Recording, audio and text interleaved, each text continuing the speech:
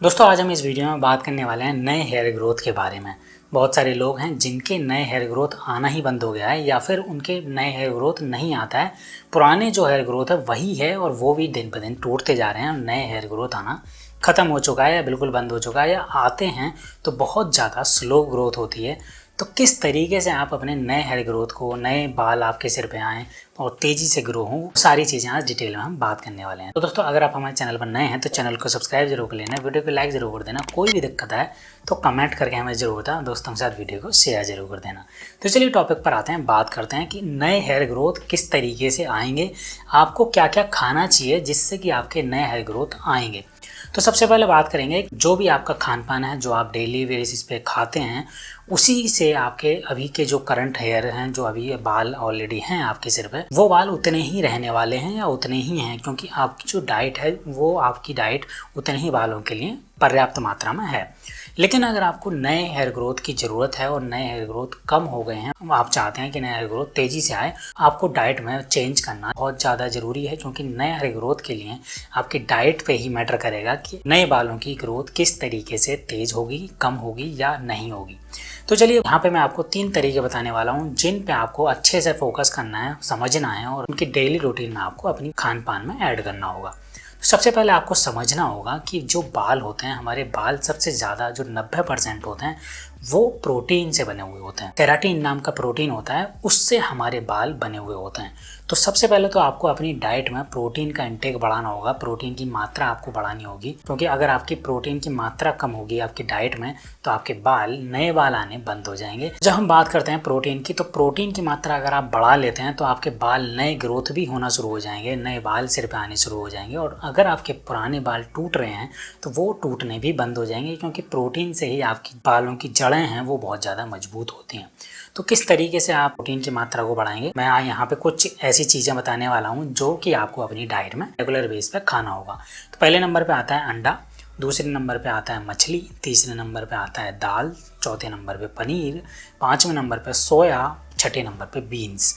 आपको मैंने यहाँ 6 चीज़ें बताई। अगर आप मांसाहारी हैं तो आप मांसाहारी चीज़ें खा सकते हैं, अगर आप शाकाहारी हैं तो शाकाहारी चीज़ें खा सकते हैं। और ये चीज़ें आपको रेगुलर बेस पे, डेली बेसिस पे आपको अपने खान पान में ऐड करनी होगी, जिससे कि आपका जो रेगुलर डेली बेसिस का आपका जो प्रोटीन का इंटेक होता है शरीर में, बॉडी में प्रोटीन की मात्रा की जो कमी हो रही है वो पूरी होने लगेगी।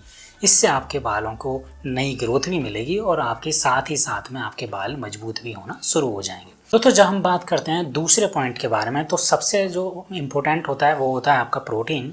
दूसरे नंबर पर जो पॉइंट आता है वो भी आपके लिए बहुत ज़्यादा मायने रखने वाला है। इसमें क्या होता है, आपके विटामिन्स और मिनरल्स ही सबसे ज़्यादा आपके लिए इम्पोर्टेंट होते हैं।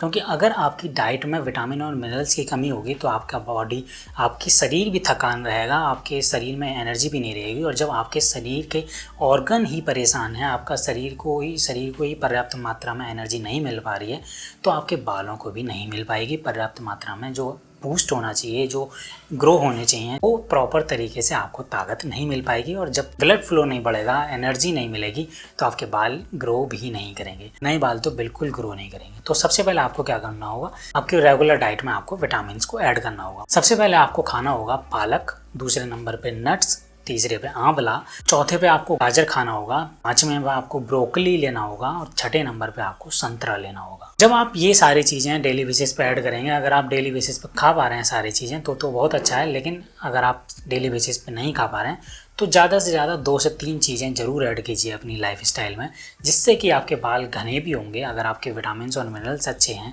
तो आपके बाल घने होंगे, मजबूत होंगे, मोटे होंगे। अगर आपके बाल पतले हो रहे हैं तो मोटे भी होना शुरू हो जाएंगे।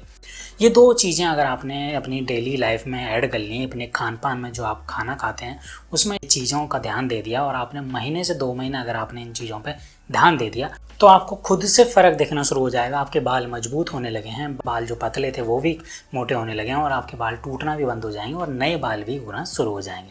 तो तीसरे नंबर पे जब हम पॉइंट पे बात करते हैं कि तीसरे नंबर पे क्या करना है, जब आपने प्रोटीन भी ले लिया, आपके मल्टीविटामिन्स और मिनरल्स भी आपको मिल गई, तो सबसे पहले जो इम्पोर्टेंट पार्ट है वो तीसरा पार्ट है, आपको पानी पर्याप्त मात्रा में पीना होगा।